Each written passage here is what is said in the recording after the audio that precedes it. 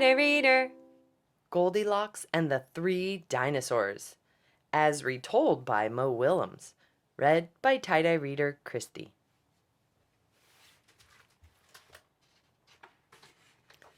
Goldilocks and the Three Dinosaurs. Once upon a time, there were 3 dinosaurs. Papa Dinosaur, Mama Dinosaur, and some other dinosaur who happened to be visiting from Norway. One day, for no particular reason, the 3 dinosaurs made up their beds, positioned their chairs just so, and cooked 3 bowls of delicious chocolate pudding at varying temperatures. "Oh boy," said Papa Dinosaur in his loud, booming voice, "it is finally time to leave and go to someplace else." "Yes," continued Mama Dinosaur, "I sure hope no innocent little succulent child happens by our unlocked home while we are, someplace else." "Har, har, horse, har." Then the other dinosaur made a loud noise that sounded like a big, evil laugh, but was probably just a polite Norwegian expression. The 3 dinosaurs went someplace else, and were definitely not hiding in the woods waiting for an unsuspecting kid to come by. Sure enough, 5 minutes later, a poorly supervised little girl named Goldilocks was trapsing along. Just then, the forest boomed with what could have been a dinosaur yelling, "Gotcha!" but I'm pretty sure was just the wind. The loud noise was immediately followed by another loud noise that sounded kind of like, "Be patient, Papa Dinosaur. The trap is not yet sprung." But that could have been a rock falling or a squirrel. Getting closer. Either way, Goldilocks was not the type of little girl who listened to anyone or anything. For example, Goldilocks never listened to warnings about the dangers of barging into strange, enormous houses. So, as soon as Goldilocks came across a strange, enormous house, she barged right in. "Welcome, tee-hee." Inside, Goldilocks immediately smelled the 3 bowls of delicious chocolate pudding. "Mmm," said Goldilocks, "that chocolate pudding smells delicious. If only I could get all the way up to the top of that counter." Then Goldilocks noticed a very tall ladder that just happened to be there and certainly wasn't left on purpose. Goldilocks climbed up the ladder and found herself face to face with 3 gigantic bowls of chocolate pudding.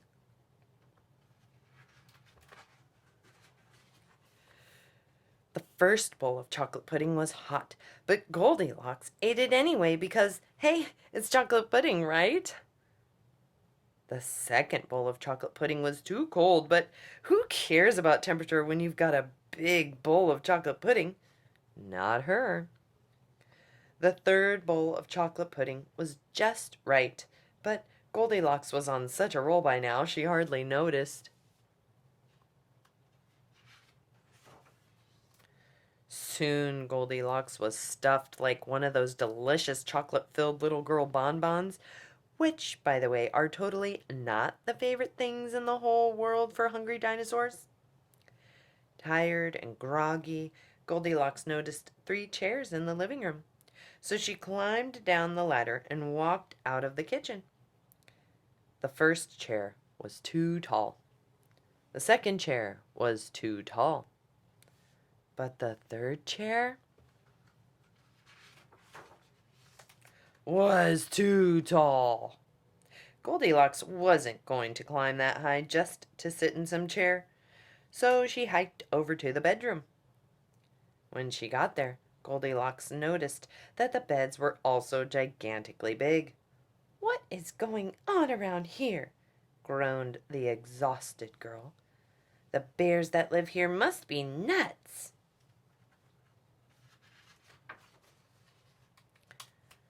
Just then the room filled with a loud, booming noise that was either a passing truck or a dinosaur gloating. "A few more minutes and she'll be asleep. Delicious chocolate-filled little girl bonbons are yummier when they're rested." Even a little girl who never listens to anyone or anything had to hear that.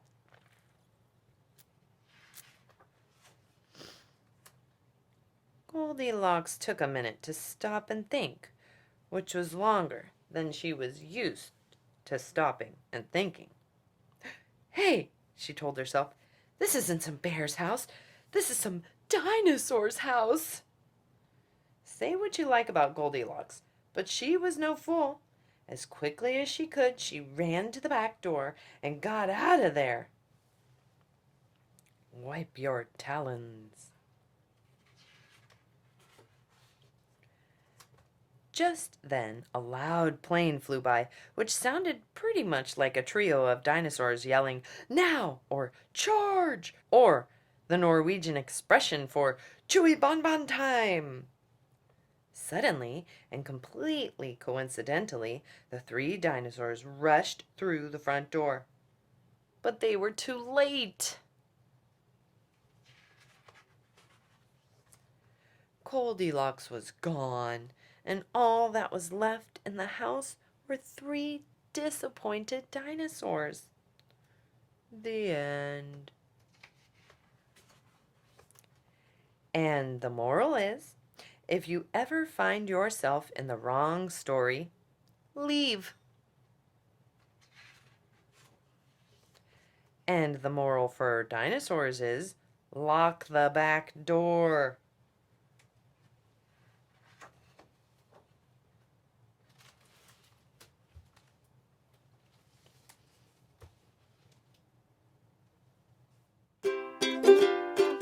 Tighter reader.